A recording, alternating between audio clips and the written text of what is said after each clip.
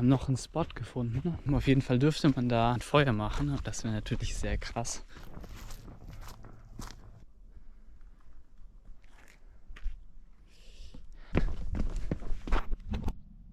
Wir machen hier gerade Abendessen. Heute gibt es Bratlinge aus der Tüte. Und wir haben hier tatsächlich ein Feuer. Oh, der wird auch schwarz sein. Ja, von was denn sonst?